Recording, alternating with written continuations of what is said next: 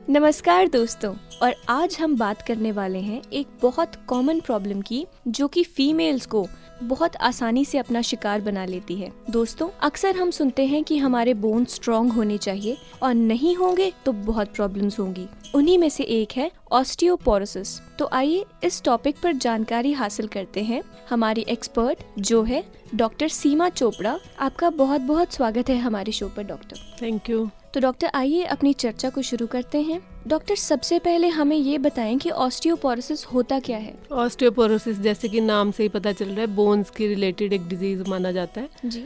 और osteo means bone and porosis means porous bones, मतलब कि जो बोन्स अंदर से खोखली हो चुकी हैं उसको ऑस्टियोपोरोसिस बोलते हैं हम। ये ज़्यादातर एक old age like post menopausal औरतों की बीमारी मानी जाती है। हालांकि कुछ कारणों से ये मीनोपॉज से पहले की एज में भी देखा जा सकता है, जिसके कुछ अलग कारण होते हैं, पर ज़्यादातर ये मीनोपॉज के बाद ही देखा जाता है। जी, तो डॉक्टर, क्या ये प्रॉब्लम्स फीमेल्स में ही कॉमन है? फीमेल्स में मोस्टली माना जाता है क्योंकि हार्मोन्स भी खत्म हो जाते हैं मीनोपॉज के बाद। कुछ डाइटरी फैक्टर्स हैं, कुछ एक्सरसाइज, लाइफस्टाइल ऐसा होता है फीमेल्स का जी। कि उनमें ज़्यादा होता है। पर मेल्स में भी after 65 years of age osteoporosis हो सकता है। जैसे 40% अगर हम माने कि फिर 65 ईयर्स ऑफ एज के बाद 40% फीमेल्स को, या मीनोपॉज के बाद 40% फीमेल्स को होता है, तो अराउंड 20% मेल्स में भी ये प्रॉब्लम आ सकती है। हालांकि कारण अलग रहते हैं, पर हो सकता है। और डॉक्टर, ये मोस्टली किस एज में स्ट्राइक करती है? क्या ये यंग एज में भी स्ट्राइक कर सकती है फीमेल्स को? ये जैसे एक लड़की के लिए जब bone mass, peak bone mass achieve करने के लिए बोन्स में मतलब एक नॉर्मल जितने होना चाहिए उनका स्ट्रेंथ, वो एडोलेसेंस में ही शुरू हो जाता है बोन मास आना। ऑस्टियोब्लास्ट फॉर्मेशन होती है, ऑस्टियोक्लास्ट मतलब बोन बनती भी रहती है, बोन रीमॉडलिंग भी होता रहता है, बोन एब्जॉर्ब भी होती रहती है। पर ये दोनों पैरेलल चलते हैं प्रोसेसेस। पर आफ्टर सर्टन एज लाइक 25 और 26 ईयर्स ऑफ एज पे ये माना जाता है कि पीक बोन मास उस टाइम तक हम अचीव कर लेते हैं, और साथ ही साथ ये घटना शुरू हो जाता है इस एज से। 1.5% per year, 0.5 to 1% per year ऐसे मानते हैं कि पर ईयर ये कम होना शुरू हो जाता है अगर इसके लिए और मेजर्स ना लिए जाए कम करने में। तो अगर इस एज में कुछ और बीमारियां हो जाएं, या कोई प्रोलॉन्ग मेडिकेशन चल रहा है, स्टेरॉइड्स पे है पेशेंट, या उसको एल्कोहलिज्म है, स्मोकिंग की हिस्ट्री है, जो कि हमारे कंट्री में फॉर्चुनेटली कम देखा जाता है, या और बीमारियां, रिमोटॉइड आर्थराइटिस है, या बहुत डाइटिंग पे चले जाते हैं लड़कियां, तो ये सब प्रॉब्लम्स में यंग एज में देखा जा सकता है। और अगर बोन मास कम हो इस एज में ही, और लेटर ऑन प्रेगनेंसी और लैक्टेशन के टाइम पे और कम हो जाता है because of feeding the baby, और प्रेगनेंसी में क्योंकि बच्चे के लिए चाहिए होता है कैल्शियम। तो ये सब कारण है। या मीनोपॉज अर्ली एज में हो जाए, less than 40 years of age में हो जाए, तब ये सारे कारण, जिससे यंग एज में हो जाता है। पर ज़्यादातर ये मीनोपॉज के बाद ही देखा जाता है। जी, तो डॉक्टर, इसके कॉजेज और रिस्क फैक्टर्स क्या क्या होते हैं, और ये क्या सब में एक ही कॉज पाया जाता है, या ये एक से ज़्यादा भी कॉजेज हो सकते हैं? कॉजेज तो हर मतलब यंग एज में पेशेंट के हिसाब से हमें इन्वेस्टिगेट करना पड़ेगा, रिस्क फैक्टर जो कि मैंने पहले बताए। और यंग एज में मीनोपॉज नहीं है, एनोरेक्सिया नर्वोजा नहीं है, मतलब बहुत ज़्यादा डाइटिंग पे नहीं है यंग गर्ल्स, या फिर एथलीट्स नहीं है, फीमेल एथलीट ट्रायड कहा जाता है एंटिटी है, जिसमें कि एथलीट्स यूजुअली उनको अच्छा बोन मास होना चाहिए क्योंकि बहुत एक्सरसाइज करते हैं, पर साथ ही साथ अगर पीरियड्स आने रुक जाते हैं, या तो बहुत डाइटिंग करते हैं, या एक्सेसिव एक्सरसाइज, दोनों कारणों से, तो estrogen deficiency will lead to osteoporosis in this young girls also.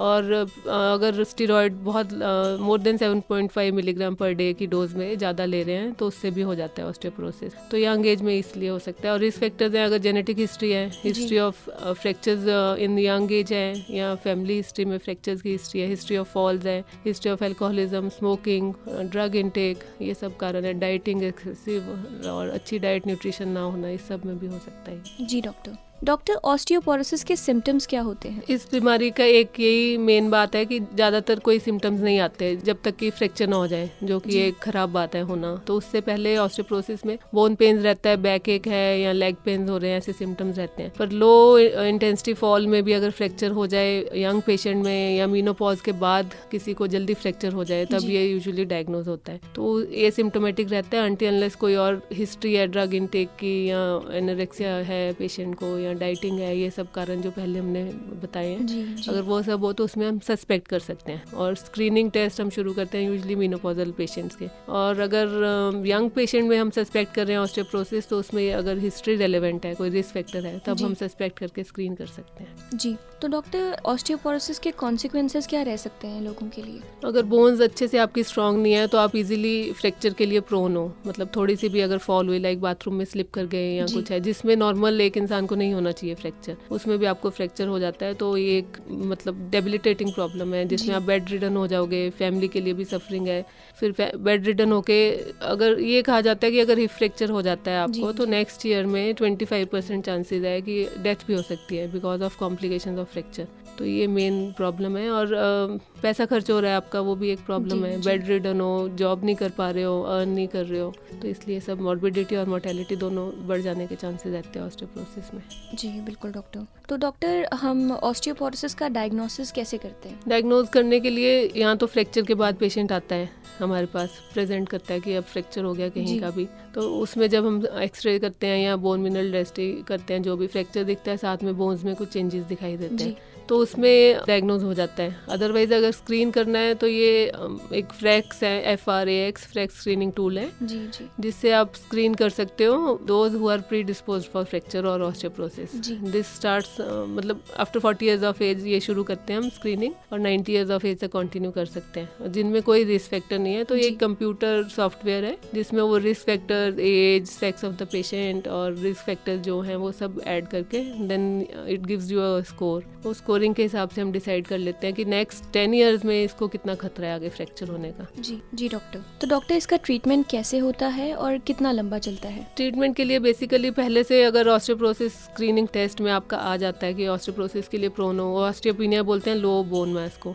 तो वो स्कोरिंग होता है, T स्कोर और Z स्कोर होते हैं, उससे हम कैलकुलेट कर सकते हैं कि इसको बोन मास कम है या इसमें ऑस्टियोपोरोसिस है अर्ली या सीवियर ऑस्टियोपोरोसिस है। ये सब डिसाइड करके अकॉर्डिंगली हम उसको ट्रीट कर सकते हैं। तो उसमें सबसे पहले अगर ऑस्टियोपिनिया डायग्नोज हो जाता है तो वो एक अच्छी बात है, स्क्रीनिंग में पता चल जाता है और कोई रिस्क फैक्टर नहीं है, कोई फ्रैक्चर नहीं हुआ है अभी तक, तो उसको हम calcium, vitamin D, lifestyle modification, exercises, actually ये सब प्रिवेंशन जो होता है ऑस्टियोपोरोसिस का ये तो यंग एज से शुरू हो जाना चाहिए। लाइक प्री प्यूबर्टल बच्चों को खेलने के लिए बोलना चाहिए, आउटडोर एक्टिविटीज, और हफ्ते में 4-5 दिन half an hour per day भी अगर बच्चे खेल लेते हैं तो jumping, running, walking, what ever they do, और एथलेटिक एक्सरसाइजेस, ये सब अच्छी रहती है, उनको बोन मास और अच्छा हो जाता है जी। और फिर अपनी डाइट ठीक रखो, एक्सेसिव डाइटिंग नहीं करो, ये सब, और गलत हैबिट्स लाइक स्मोकिंग, ड्रिंकिंग नहीं होना चाहिए जी। ये सब अगर है तो फिर आप उसको प्रिवेंट कर सकते हो अर्ली से। और अगर बाद में डिटेक्ट हुआ है तो calcium, vitamin D, lifestyle modification, और कोई रिस्क फैक्टर है तो उसको ट्रीट करेंगे जी। तो डॉक्टर इसमें सर्जरी भी करनी पड़ती होगी अगर ज्यादा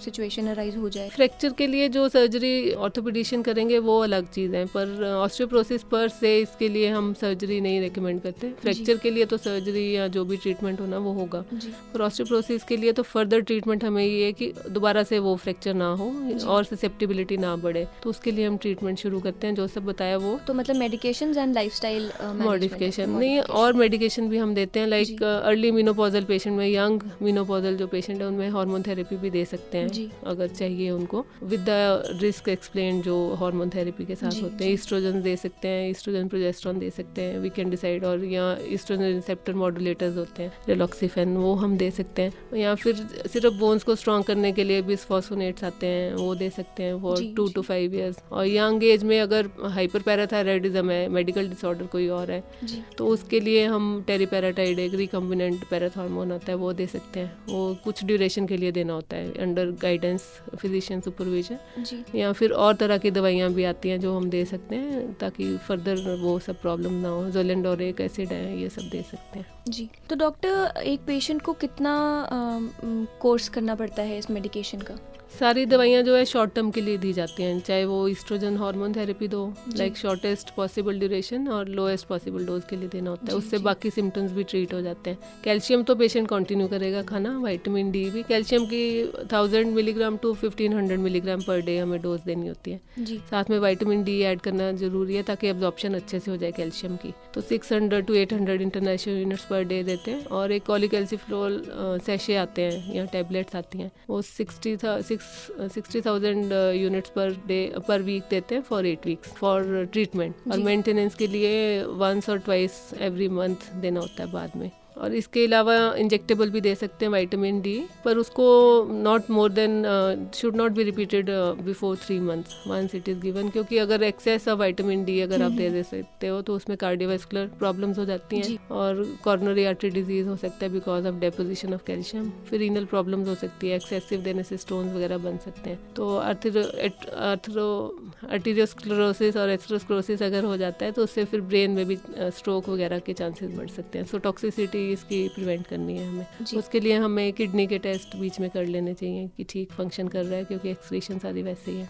जी डॉक्टर, तो डॉक्टर क्या हम ऑस्टियोपोरोसिस के प्रिवेंशन के लिए कुछ कर सकते हैं, और या फिर क्या कोई ऐसा डाइट प्लान भी हमें फॉलो करना चाहिए जो कि ऐसी सिचुएशन को अवॉइड करे? डाइट प्लान में बेसिकली प्रोटीन्स होने चाहिए, carbohydrates should not B excessive जो कि सिर्फ मोटापा बढ़ाएंगे। वेट बहुत कम भी नहीं होना चाहिए, वेट एक्सेसिव भी नहीं, ओबेसिटी भी नहीं होना चाहिए। ओबेसिटी एक रिस्क फैक्टर है ऑस्टियोपोरोसिस के लिए इटसेल्फ। और फॉल प्रिवेंशन स्ट्रेटजीज होनी चाहिए mainly for elderly people, like उनको लाइटिंग अच्छी होनी चाहिए रूम में, स्टेयर्स चढ़ने उतरने के लिए सपोर्ट चाहिए, बहुत ज़्यादा बिखरा हुआ सामान नहीं चाहिए जहाँ पे वो चलते हैं, क्योंकि इसी एज में ज़्यादा फ्रैक्चर्स होंगे और हल्का गिरने से भी हो जाएंगे। ये सब करना पड़ेगा एल्डरली। जी डॉक्टर, ऑस्टियोपोरोसिस इतना इम्पोर्टेंट हेल्थ इशू क्यों है? जैसे कि मैंने पहले भी कहा था कि अगर ऑस्टियोपोरोसिस के कारण आपको कोई फ्रैक्चर हो जाता है जो कि इसका मेन प्रॉब्लम है, तो उसमें फिर आपको सारा आपका लाइफस्टाइल डिस्टर्ब हो जाएगा, जॉब पे नहीं जा पाओगे और बेड पे रहोगे, उससे मसल वेस्टिंग हो जाएगा और भी इन्फेक्शन होने के चांसेस बढ़ जाते हैं। तो ये सब, और मोर्टेलिटी चांसेस अगर उसके कारण थ्रोम्बोएम्बोलिज्म हो जाए जो कि वेन्स में ब्लड अगर क्लॉट बन जाता है तो लॉन्ग बेड रिडन होने से, तो उस सब के कारण आपको थ्रोम्बोएम्बोलिज्म मतलब लंग्स में जा सकता है वो क्लॉट, तो मरने के chances next 1 year of hip fracture में 25% कहे जाते हैं लिटरेचर में। तो ये एक मेन कारण है कि ऑस्टियोपोरोसिस। और बाकी आपको जो सोसाइटी से कट ऑफ हो जाओगे, डिस्कनेक्टेड रहोगे, फैमिली के लिए भी प्रॉब्लम रहेगा, तो ये सब प्रॉब्लम्स हैं। जी बिल्कुल डॉक्टर, हम अपनी बोन डेंसिटी को किस तरह इंक्रीज कर सकते हैं? बोन डेंसिटी इंक्रीज करने के लिए एक तो अच्छी डाइट लेनी चाहिए आपको, जैसे डाइट में बोला जाता है टोफू और पनीर भी अच्छा माना जाता है, साल्मन फिश माना जाता है अच्छा सोर्स ऑफ कैल्शियम, बाकी तिल और अलसी ये सब अच्छे सोर्स मान जाते हैं, शलगम, डाइट में ये सब होना चाहिए। Dietary source of calcium is good. अगर आप डाइटरी एडिक्वेट नहीं ले पाते हो, दूध पीना चाहिए, तो ये सब मतलब non fat milk 1 cup per day at least, it will give you around 300 milligrams of calcium. तो इस हिसाब से सारा आपको डाइट अपना थोड़ा ऐड कर लें कितना कैल्शियम ले रहे हैं, तो that is the best part. उसके अलावा एक्सरसाइज करनी चाहिए, वॉक के लिए जाओ at least 15-20 minutes in the beginning और later on half an hour per day अगर आप जा पाओ। 5 days a week is sufficient. तो उसमें 2 to 3 kilometers पर डे अगर आप चलोगे तो आपका हिप और फीमर नेक का अच्छा हो जाएगा बोन मिनरल डेंसिटी। और बैक स्ट्रेंथनिंग एक्सरसाइजेस करनी चाहिए आपको, जिम में जाके या आपका पार्टनर या आपके फ्रेंड्स कर सकते हैं। और अपर आर्म स्ट्रेंथनिंग के लिए वो डंबल्स लेके आप कर सकते हो एक्सरसाइज, तो ये सब आपको स्केलेटन को स्ट्रेंथन कर देंगे। डाइट, एक्सरसाइज हो गया, exposure to sunlight is also important, and because vitamin D subcutaneously उसी से एक्टिवेट होता है, तो उसमें एब्जॉर्ब होके फिर कैल्शियम की मेटाबॉलिज्म में हेल्प करेगा जो आपको एसेंशियल है। और फिर आपको एक्सेसिव स्मोकिंग, अल्कोहल सब छोड़ना पड़ेगा। Diet, exercise, sunlight exposure, immobility नहीं होनी चाहिए, लॉन्ग सिटिंग आवर्स नहीं होने चाहिए। ये सब करोगे तो ऑस्टियोपोरोसिस नहीं होगा। जी डॉक्टर, ऑस्टियोपोरोसिस के पेशेंट्स का प्रोग्नोसिस क्या होता है? ऑस्टियोपोरोसिस एक बार डायग्नोज हो जाता है अगर आपको, तो उसको हम ट्रीट तो करेंगे ड्रग्स देके या लाइफस्टाइल मॉडिफिकेशन जैसे भी हैं जी, पर उसमें साथ साथ प्रिवेंटिव स्ट्रेटजीज जो पहले बताए हैं वो सब करनी चाहिए। और अगर ऑस्टियोपोरोसिस आपको है तो स्पाइन का ऑस्टियोपोरोसिस अगर आपको डायग्नोज हुआ है तो ऐसी एक्सरसाइजेज मत करें जिससे स्पाइन फ्रैक्चर होने का हो रहे हैं, जैसे बहुत वेट्स नहीं उठाने हैं कि बोन जल्दी स्ट्रांग हो जाए, फॉरवर्ड बेंडिंग थोड़ा अवॉइड करो, लेटरल फ्लेक्शन एक्सरसाइजेज थोड़ा अवॉइड करो, तो वो अंडर गाइडेंस ही एक्सरसाइज करो। और डाइट इंप्रूव करो, अपनी ट्रीटमेंट जो प्रिस्क्राइब्ड है वो पूरी की पूरी लेनी चाहिए, तो उससे आपको फायदा रहेगा। जी डॉक्टर, तो डॉक्टर अंत में मैं आपका मैसेज जानना चाहूँगी हमारे सब लिसनर्स के लिए। मेनली तो यही है कि अपना लाइफस्टाइल एडोलेसेंस, प्री प्यूबर्टल और प्रेगनेंसी, लैक्टेशन से लेके मीनोपॉज के तक ठीक रखें ताकि आपको एडिक्वेट कैल्शियम मिले। और सनस्क्रीन बहुत ज़्यादा नहीं यूज़ करने चाहिए जो कि विटामिन डी एब्जॉर्ब नहीं होने देंगे सनलाइट से जी। और एक्सरसाइज प्रॉपर करो, चाहे half an hour per day 3 times a week भी निकाल लो टाइम, जितना मिनिमम कर सकते हो मैक्सिमम उतना कर लो time. Minimum exercise maximum time दे दो उसको, और एक्सरसाइज इन द सेंस कि स्टेयर चढ़ो हर जगह पे, और उससे स्ट्रेंथनिंग हो जाएगी, एक्सरसाइज हो जाएगी आपकी। प्रोलॉन्ग सिटिंग नहीं होना चाहिए, दूध लें और जंक फूड कम खाएं जिससे कि, और स्टेरॉयड अगर ड्रग्स ले रहे हो तो you should be more careful कि उसके लिए प्रिवेंटिव स्ट्रेटजीज पहले से ही रखो अपनी जी, ताकि बाद में फ्रैक्चर ना हो। जी, thank you so much doctor, आप यहाँ आए और अपना कीमती समय हमें दिया। धन्यवाद।